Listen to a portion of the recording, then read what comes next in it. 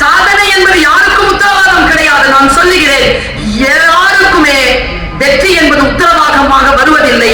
எது வருகிறது? வாய்ப்பு தான் வருகிறது.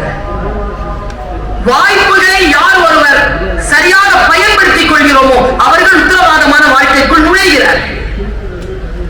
நாம் பெறுகிறோமா? நாம் வாய்ப்புகளை சரியாக பயன்படுத்துகிறோமா? பல நேரங்களில் நாம மிஸ் ஆகிற விஷயமே அங்கதாங்க மிஸ் ஆகும். நான் இன்றைய இளைஞர்களுக்கு ஒரு செய்தி சொல்கிறேன். சிறிய வயதில் இருந்து நமக்கான நீதி கதைகள், நமக்கான விஷயங்கள் எல்லாம் வேற. பாருங்களேன், இந்த கொல்லிக்கட்டை இருக்குல்ல, இது கொல்லிக்கட்டைன்னு பேர் வச்சிருக்கிறது. நமக்கு நம்ம வச்சுக்கிற தீ, இதை வச்சுக்கிட்டு பண்ற அலம்பல் இருக்குது ஆட்கள். ஒரு கவிதை படிச்சேன். குழந்தையை காணோம் என்று திருவிழாவில் தன் குழந்தையை தொலைத்து விட்டு காவல் நிலையத்தில் புகார் கொடுக்க வந்த பெண்ணின் கையில் பத்திரமாக இருந்தது அவள் அலைபேசி. எதன் மீது கவனம்? கவனம் பயங்கரமா இருக்கு இது மேல. இதை நான் கொண்டு வந்தேன்னா என் கிளாஸ் காலேஜ்ல நான் தான் கங்காணி குடிச்சு வச்சுக்குவேன். 500 ரூபா யாரும் திருப்பி வந்து வாங்க மாட்டாங்க. நிறைய அந்த மாதிரி 17, 18 புடிச்சு வச்சேன். ஏன்னா காலேஜ்ல அது டிஸ்டர்பன்ஸ் ஆகுது. அப்புறமா கொரோனான்னு ஒரு காலம் வந்தது. ஒவ்வொரு கிளாஸா போய்மா ஆண்ட்ராய்டு போன் வாங்குமா, அப்படியும் காலம் சொல்ல வைத்தது. நான் யோசிச்சு பாக்குறேங்க, இது செய்யக்கூடாது என்று சொல்லு. இப்படி சொல்ல எழுதிருப்பாங்க. தந்தை பெரியார் தான் கடைசியா மருந்து தான், போய் நிக்கிற ஆஸ்பத்திரியா தான், ஆபரேஷன் தியேட்டரா தான், கடைசியா கிடைக்கிற பிரிஸ்கிரிப்ஷனா தான். பெரியார் திருவள்ளுவருங்க 2 தாங்க நம்ம அடையாளம் எழுதி வச்சுக்கோங்க. இந்தியாவுக்கு அம்பேத்கர் 3 தான். என்ன வேணாலும் பேசிக்கோங்க, இடையில எது வேணாலும் பேசிக்கோங்க, 3 தான் அடையாளமே. சமநீதிக்காக 3 தான் அடையாளம். தந்தை பெரியார் சொல்வார், எதை ஒழிக்க முடியாதோ அதை முறைப்படுத்துங்கள். எதை ஒழிக்க முடியாததை முறைப்படுத்து. என் தகப்பனார் மரணம் அடைகின்ற அந்த வினாடியில் 7 மணிக்கு சொல்றார். 7:30 மணிக்கு அவருடைய வாய்ஸ் முடிஞ்சது. 10 மணிக்கு உயிர் பிரிஞ்சிருச்சு. மரணம் அடைகின்ற தருவாயில் அவர் சொன்னது, காலத்திற்கு பயந்து கொள். காலத்தின் இயல்பு எப்பொழுது மாறும் என்று தெரியாது. காலமே இரவு, காலமே பகல். காலத்தை வெல்ல முடியாது. வெல்ல வேண்டும் என்று முடிவு செய்து விட்டால் நீ காலப்போக்கில் சமாதானம் செய்து கொள். சமாதானம் தான் வழி. எதிர்த்து நிற்கிறது இல்ல வழி. சமாதானம் செய்து கொள். எதை ஒழிக்க முடியாத அதை முறைப்படுத்து என்கின்ற அந்த தந்தை பெரியாரின் சொல்லை நான் யோசித்து பார்க்கிறேன். எப்படி முறைப்படுத்துவது? நம்முடைய வாழ்க்கையை யார் முறைப்படுத்துவது? யாரோ ஒருவர் சிந்திக்கின்ற சிந்தனையிலா நம்முடைய வாழ்க்கை முறைப்படும்? கிடையாது. நமக்கென்று சிந்தனை இருக்கு இல்லையா? நமக்கென்று கற்பனை இருக்கு இல்லையா? நமக்கென்று சுவாசம் இருக்கு இல்லையா? அந்த சுவாசத்தோடு நாம் எப்படி சரியான விகிதாச்சாரத்தில் மேலே ஏறுவது? இப்படி சொல்கிறேன் பாருங்க. சின்ன வயசுல இருந்து நமக்கு ஒரு கதை சொல்லி இருப்பாங்க. அது சிலபஸ்லயே இல்ல, எல்லாருக்கும் தெரியும். காக்கா கதை இல்லையா? இந்த காக்கா கதை பத்தி நான் ஏற்கனவே பேசிட்டேன். இன்னைக்கு பேச போறது அது இல்ல. இங்கிலீஷ் மீடியம் இதெல்லாம் 90 ஆஃப்டர் 90 சில்ட்ரன் தான் இங்க நிறைய பேர் வந்திருக்கிறீங்க. ஆஃப்டர் 90 கிட்ஸ் எல்லாம் உங்க எல்லாருக்குமே தெரிஞ்ச கதையை சொல்றேன்.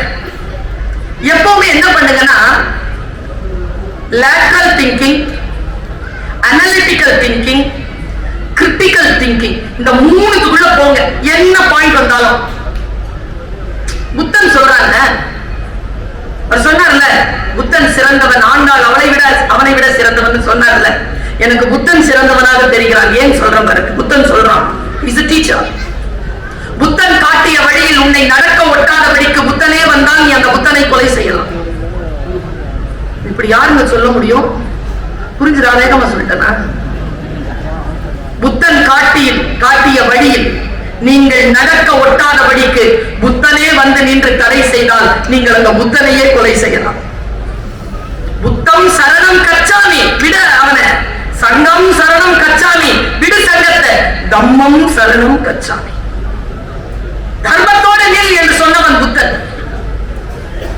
நாம் தர்மத்தோடு நின்று கிரிட்டிக்கலா திங்க் பண்ணுங்க, அனலிட்டிக்கலா திங்க் பண்ணுங்க, லேட்டரலா திங்க் பண்ணுங்க பாப்போம். எதுவா இருக்கட்டும். நான் இப்படி திங்க் பண்ணதுனாலதான் சில வெற்றிகளை அடைந்திருக்கிறேன். என்னுடைய டீச்சர் எப்ப பார்த்தாலும் என்ன சொல்லுவாங்க, ரொம்ப கெமிஸ்ட்ரி டீச்சர். அந்த டீச்சர் என் மேல அன்பா இருந்திருந்தா நான் இன்னைக்கு கெமிஸ்ட்ரி டீச்சரா இருந்திருப்பேன். கெமிஸ்ட்ரி ரொம்ப பிடிக்கும். டீச்சராக சப்ஜெக்ட விட்டேன். எப்ப பார்த்தாலும் என்ன பார்த்து இப்படி சொல்வாங்க, எரிச்சலா இருக்கும்ல, உட்பட மாட்டேன் அப்படின்னு பண்ணி அந்த மாதிரியான டீச்சர்ஸை பார்த்துதான் நான் டீச்சரே ஆனேன். என் கிளாஸ்ல இது வரைக்கும் யாரும் ஃபெயில் ஆனதில்லை. ரெக்கார்டு ஃபெயிலாக விட்டதில்லை. அதான் ரெக்கார்டு. ரெண்டுத்துக்கும் வித்தியாசம். உருப்பட மாட்டேன். இந்த அம்மா எப்படி ஜெயிக்கிறதுன்னு பார்த்தேன். எப்படி ஜெயிச்சேன் தெரியுமா? அவங்க ரிட்டையர் ஆகிறதுக்குள்ள அந்த ஸ்கூலுக்கு சீஃப் கெஸ்டா போயிட்டு வந்துட்டேன். அவ்வளவுதானே செய்ய முடியும். வேற எப்படி திங்க் பண்றது? இப்படிதான் திங்க் பண்ணுவார். பவா செல்லத்துறை வந்திருக்கிறார். பவா சொல்லுவார், கிழிந்த பாயில் படுக்க வைத்துக் கொண்டு என் அம்மா எனக்கு பறக்கும் கம்பளங்களை பற்றி கதை சொல்வாள். என் அம்மாவின் கதைகளில் கிழிந்த பாய்கள் வந்ததே இல்லை என்று சொல்வார். பவாண்ணன், என் தாயின் கதைகளிலும் கிழிந்த பாய்கள் வந்ததில்லை, அதனால் தான் நான் இப்பொழுது பறக்கும் கம்பளத்தில் இருக்கிறேன். உண்மை அதுதான். எப்படி ஒன்றை வித்தியாசமாக சிந்திப்பது. நான் இதை ஒரு 100 வேளையில சொல்லியிருக்கேன். இங்க இருக்கக்கூடியவர்களுக்கு அது தெரியும். என் தாய் சொன்ன வார்த்தை நினைவுபடுத்துவதற்காக சொல்லுகிறேன். அல்லது தெரியாதவர்கள் தெரிந்து கொள்ளுங்கள் பிள்ளையை எப்படி வளர்ப்பது. என் அம்மா சொல்லுவாங்க, உலகத்துல எங்க போனாலும் சுல்தானா, கடல் இருந்தா கால் நினைச்சிரு, பாதத்தை நினைச்சிரு. ஏம்மான்னு கேட்ட அம்மா தந்த பதில், உன் காலை தொட்ட தண்ணி உலகமெல்லாம் சுத்தம். சின்னதா பாருங்க. புலந்த் என்ற ஒரு சொல் இருக்கு உருதுல. புலந்தி खुदी को कर बुलंद इतना हर तकदीर से पहले खुदा अपने बंदे से खुद पूछे बता तेरी रजा क्या है. என்ன அர்த்தம்? எப்படி விஸ்வரூபம் எடுத்து நில் என்றால் உன் விதியை எழுதுகின்ற இறைவன் கூட உன்னிடத்தில் வந்து கேட்க வேண்டும், சொல் பக்தனே உன் விதியை நான் எப்படி எழுத. அப்படி இல்லைங்களா உயர்ந்து. அப்படி நிக்கிறதுனா என்னன்னு சொல்லிட்டு போறேன்.